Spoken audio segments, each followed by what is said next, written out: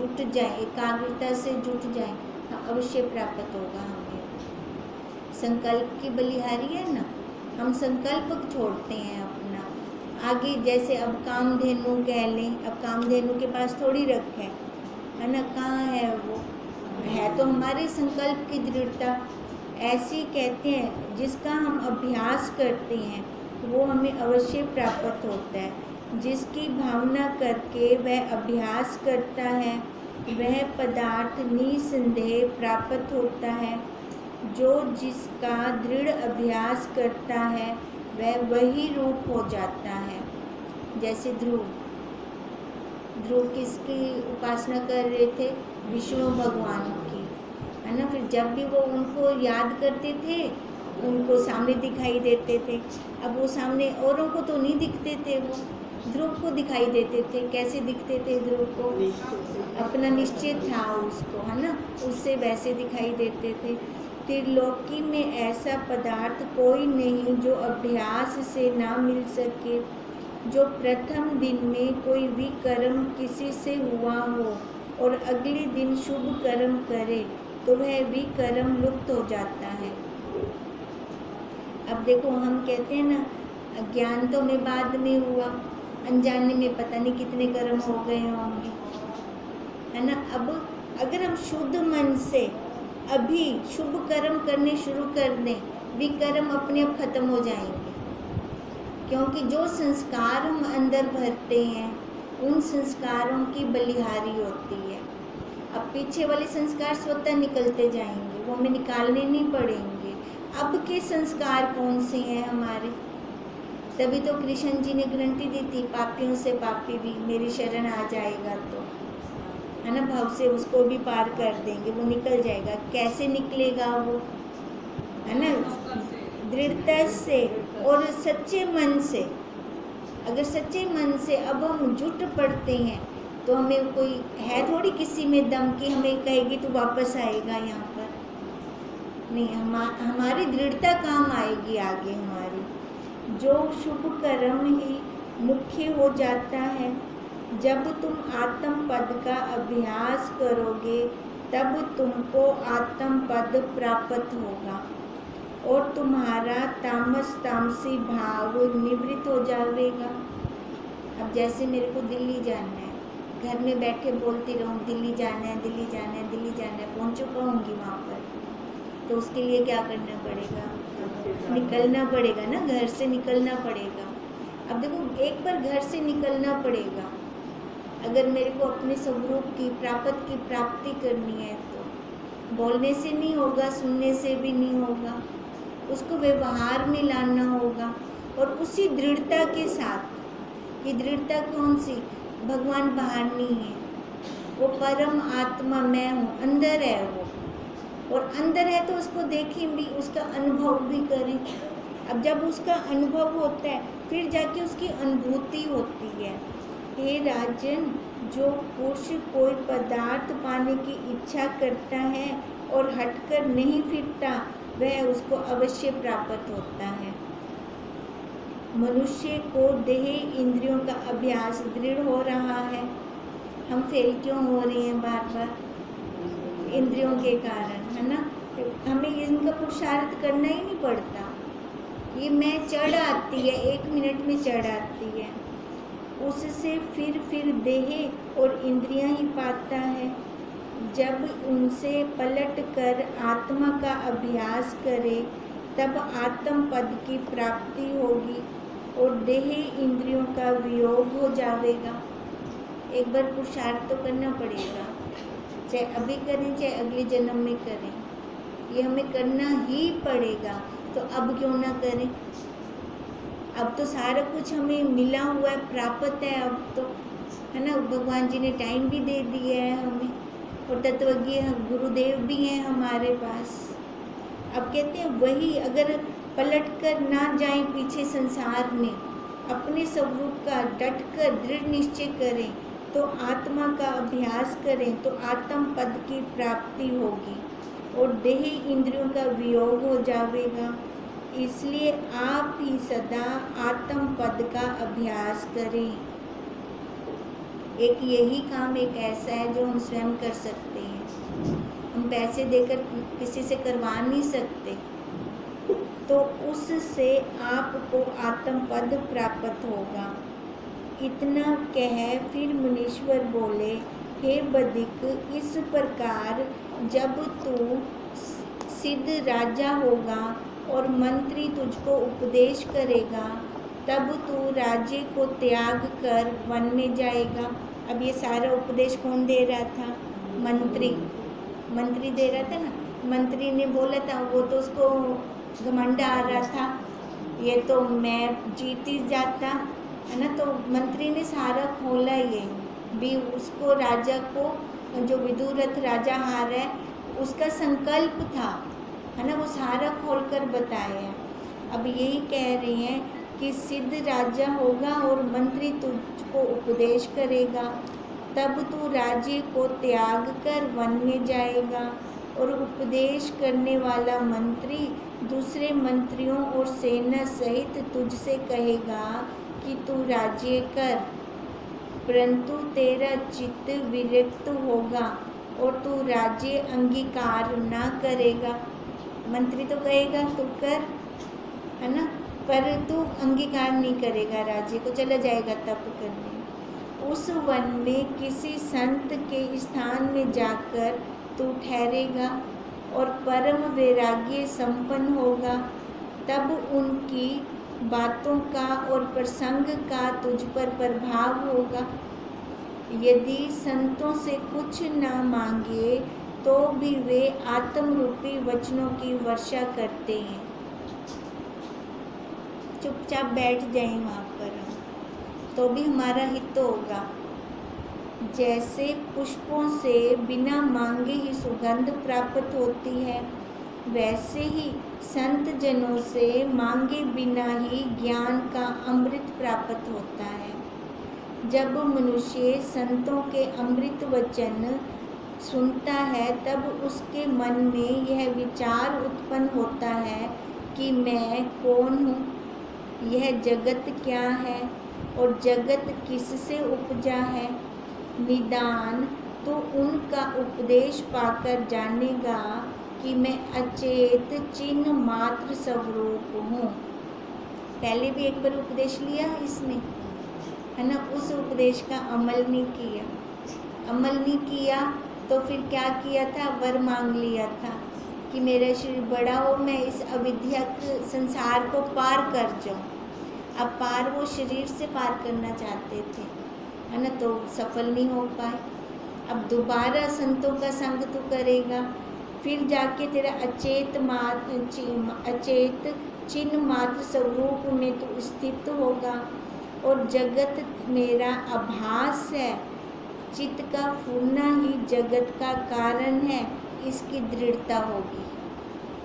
अब दूसरी बार उपदेश लेकर दृढ़ होगा, और इस दूसरे उपदेश में उसने कितने जन्म व्यतीत किए? वह चित्त ही तुझ में नहीं है तो जगत कैसे हो? देखो, अब ये चित्त के अंदर जगत, अब उसको उपदेश मिल रहा है कि ये चित्त भी तेरे अंदर नहीं है। अब चित्त मतलब चित्त तेरे अंदर नहीं है, मतलब तू चित्त नहीं है। कहने का मतलब यही हुआ ना, तू चित्त नहीं है तो तू क्या है? वो साक्षी, वही साक्षी स्वरूप है। अब जब चित्त तू नहीं है तो ये जगत कैसे होगा? क्योंकि चित्त के अंदर ही तो जगत होता है। जगत तो तुझ में नहीं है, मैं अपने ही रूप में स्थित हूँ। हे बदिक, इस प्रकार जब तू मन को सब विषयों से शून्य करके अपने स्वरूप में स्थित करेगा, तब परम पद को प्राप्त होगा और निर्वाण पद तुझको प्राप्त होगा। देखो, अब दृढ़ता तो फिर भी उसको करनी पड़ी, इससे अच्छा पहले कर लेता। अपनी बात है ये, दृढ़ता तो हमें करनी ही पड़ेगी। क्यों ना हम इसी जन्म में कर लें, है ना, 10 जन्म लेकर या 20 जन्म लेकर फिर हम ये दृढ़ता करें, फिर भी तो करेंगे ना, तो अभी क्यों ना करें? इति श्री योग वशिष्ठ निर्वाण प्रकरण सिद्ध निर्वाण वर्णन नाम 242 सर्गा समाप्त। मुनीश्वर बोले, हे बदिक, इस प्रकार जो तेरी भावी थी वह सब मैंने तुझसे कही। अब जो भला जान पड़े वह कर। अब वशिष्ठ जी भी राम जी को बार बार यही कहते आए हैं, जो तेरे को ठीक लगे तू वैसे कर। अग्नि बोले, हे राजा वशिष्ठ, मुनीश्वर ने जब बदिक से इस प्रकार कहा तब उसे आश्चर्य हुआ। वह वहाँ से उठकर मुनीश्वर सहित स्नान करने गया। निदान दोनों तप करने और शास्त्र को विचारने लगे। कुछ काल के उपरांत मुनीश्वर का निर्वाण हो गया। केवल बदिक ही यह विचार कर कि किसी प्रकार मेरी अविद्या नष्ट हो तप करने लगा। पहले भी उसने तप किया। पहले तप कैसे किया था कि वासना के अनुसार इस अविद्याजनक संसार को पार करूं, वो शरीर से पार करना चाह रहा था। ठीक है, अब फिर से तप कर रहे हैं। अब वो कैसे कर रहे तप? अब अविद्या का नाश करने के लिए। अब उसको समझ में आ गया कि जितना बड़ा मैंने शरीर कर लिया, मैं इस अविद्याजनक संसार से शरीर को पार नहीं कर सका। अब करना है तो मेरे को मन से करना है, विचार से करना है। ठीक है, अब वैसे वो तप करने लगा। हे राजा वशिष्ठ, 100 युग तक बदिक ने तप किया। तब ब्रह्मा जी देवताओं का साथ लेकर आए और बोले कि कुछ वर मांग। तब बदिक ने कहा कि मेरा शरीर बड़ा हो और अविद्या को देखो। अब फिर से वही, हे राजन, यद्यपि बदिक ने जाना कि यह वर मांगने से मेरा भला ना होगा। ठीक है, अब उन्होंने कहा ना वर मांग मैं देखूं। अब वो सोच रहा है अब शरीर बड़ा करने वाला वर मांगूंगा तो इससे मेरा कल्याण तो होगा नहीं। अब क्या वर मांगूं कि यह वर मांगने से मेरा भला ना होगा, परंतु दृढ़ भावना के बल से जानकर भी यही वर मांगा कि घड़ी घड़ी में मेरा शरीर योजन भर बढ़े। ब्रह्मा जी ने कहा कि ऐसा ही होगा। ब्रह्मा जी यह कहकर जब अंतर ध्यान हो गए तब उसका शरीर बढ़ने लगा। एक घड़ी में 1 योजन बढ़ते बढ़ते कल्प पर्यंत बढ़ गया और कई ब्रह्मांडों तक चला गया। पर जिस ओर को वह देखता था उस ओर अविद्या रूपी अनंत सृष्टियाँ उसे दिखती थी। निदान जब वह चलते चलते थक गया तब उसने विचारा कि अविद्या का भी कहीं अंत नहीं है। दूसरी बात नहीं, वो पहले भी बताया था। अब ये कर रहा है, उसने बोला था अगर मैं ना करूँगा तो तू करेगा ही क्यों? तभी इसने किया ना, तुम्हारा मांगा ना, इच्छा उसको नहीं की भी इसने मांगा। अब देखो, अब जैसे ये चल रहा है, पहले तो उसका भविष्य सारा बताया गया।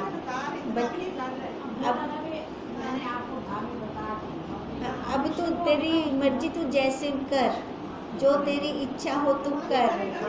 अब वो जो उस हाँ वो क्योंकि अब देखो, अब वो भावी प्रारब्ध है उसकी। भावी उन्होंने उसने कहा था ना, आप ऐसा कुछ बताओ कि जिससे मैं ये ना करूं, कहा था उन्होंने। फिर हाँ, उसने क्या था, ये जरूर होगा, ये तो हाँ भावी प्रारब्ध है ना। और क्या बताया था, तो दुख सुख से पार हो सकता है जब तो अकर्म से करे, कर्तापन से ना करे, तब तो यहाँ से पार हो सकता है ना। अब पर वो जो लिखा हुआ था वो उसने भोगना था। अब वही कह रहे हैं, तब उसने विचारा कि अविद्या का तो कहीं भी अंत नहीं है, इस शरीर को मैं कहाँ तक उठाऊं फिरूं। अब इसका त्याग करूं तभी आत्मपद पाऊंगा। हे राजा वपिश्चित, तब उस प्राण को ऊपर खींचकर शरीर को उसने त्याग दिया। अब पहले सुना था उसका भविष्य, अब उसका प्रैक्टिकल हो रहा है। वह वही शरीर था जो आ पड़ा। अब जब उसने त्यागा, है ना, उनकी कुट्टी के पास जो आ पड़ा था, जिस ब्रह्मांड से यह गिरा है वह हमारे स्वप्न की सृष्टि है, अर्थात ये अन्य सृष्टि का था। अब वो जो वार्तालाप हो रही थी वो कैसे हो रही थी? स्वप्न के अंदर हो रही थी। इस सृष्टि में इसकी स्वप्नवत प्रतीति हुई थी और यहाँ जागृत दृष्टि में आ पड़ा। अब देखो स्वप्न में जागृतवत उसकी प्रतीति हुई। अब था तो वो स्वप्न के अंदर, वो भी स्वप्न के अंदर थे। अब स्वप्न के अंदर जैसे हमें जागृत सारा कुछ दिखाई देता है, पृथ्वी पहाड़ आदि सबको उसने नाश कर डाला। जहाँ से यह गिरा है वहाँ आकाश में तरवर की न्याय दिखता था और यहाँ इस प्रकार गिरा है जैसे इंद्र का वज्र हो। अब देखो कहाँ से कहाँ पहुँच गया। अब ऐसे ही ना हमारी सारी सृष्टियाँ हैं, हम कहाँ से कहाँ पहुँच जाते हैं। हाँ जी, वो सच्चा था। अब ये देखो, अब ऐसी जब हमारा स्वप्न चल रहा होता है उस टाइम हमें कुछ भान नहीं होता कि ये हमारा स्वप्न है। उस टाइम हमें क्या भान होता है? हमारा सच है ना, ऐसे हमें भान होता है। ये तो कृपा है कि आधा घंटे का होता है। अगर ये स्वप्न हमारा इतना लंबा लंबा चलने शुरू हो जाए, है ना, आप तो स्वप्न में चिरोल मरू है, ठीक है। अब ये ब्रह्म जी के स्वप्न के अंदर हम घूम रहे हैं सारे। अब ब्रह्म जी के स्वप्न के अंदर हमें स्वप्न की अनुभूति नहीं है, हमें किस चीज़ की अनुभूति है? जागृत की, सच की अनुभूति है। अब जागृत के अंदर ही हमने ये सारे संस्कार भरने है ना, हैं स्वप्न में, स्वप्न के अंदर जागृत है। अब इसमें हम संस्कार भरकर छूटेंगे। ऐसे कोई छूटने का उपाय हो तो बताएं हमें। ऐसा कोई छूटने का उपाय ही नहीं है। अब इन संस्कारों को अब ये भर रही हैं। देखा जाए तो फिर ये स्वप्न के ही है, शास्त्र भी अगर वैसे देखते हैं, शास्त्र भी स्वप्न के, गुरु भी स्वप्न के। अब स्वप्न के गुरु और स्वप्न के शास्त्र से हम भी तो स्वप्न के नर हो गए ना, तो हम वैसे छूटेंगे। वैसे या वैसे एक दृढ़ता करनी है ना। अब जो भी दृढ़ता कर ले उससे हम छूट सकते हैं। अगर ये संसार वाली दृढ़ता कर लेंगे तो छूटेंगे नहीं। उसमें तो घूम फिर के फिर वही जन्म पे जन्म, जन्म पे जन्म, जन्म पे जन्म मिलता रहेगा। अब दृढ़ता यही करनी है। अब देखो कृष्ण जी 16 कला संपूर्ण, ठीक है। अब उनको तो दृढ़ता करनी ही नहीं पड़ी। क्यों नहीं करनी पड़ी? हाँ, वो तो पूर्ण है ना। हम भी तो वहाँ तक पहुँचे ना। फिर जो नॉर्मल मनुष्य पैदा होता है वो 9 कला संपूर्ण होता है, बाकी उसको अपनी कलाएं बढ़ानी पड़ती हैं। राम जी 12 कला पूर्ण थे, कृष्ण जी 16 कला पूर्ण है ना। अब हम देखें हम कितनी बढ़ा सकते हैं, 12 तक पहुँच जाए तावी चौटवे सो, है ना, तो भी छूट जाएंगे ना हम। अब यही हमें गुरुदेव कह रहे हैं, यही कृष्ण जी भगवान जी कह रहे हैं। उनका आज जैसे जन्माष्टमी अवतार है आज का दिन, तो अवतार यही हमें शिक्षा देता है कि यहाँ से बाहर निकले, है ना, यहाँ से बाहर निकले, इस संसार से बाहर निकले। बाहर निकलने का मतलब अब ऐसे तो बाहर नहीं निकल सकते जैसे उसने अपने शरीर बढ़ाया, मैं तो उनमें बाहर निकलदा, ऐसे तो नहीं निकल पाएंगे। फिर कैसे निकलेंगे? अभ्यास करके, है ना, विचार करके। संसार बाहर नहीं है, कहाँ है संसार? अंदर ही है, जहाँ जाएंगे संसार साथ चलेगा। ताहिंदा मतलब पहले ही कोई बुलाओ, इसको ही बिठाओ, इस चित्त को ही खत्म करो। चित्त खत्म होगा तब जाके अपना कल्याण होगा। अब अपना ही कल्याण करना है अब।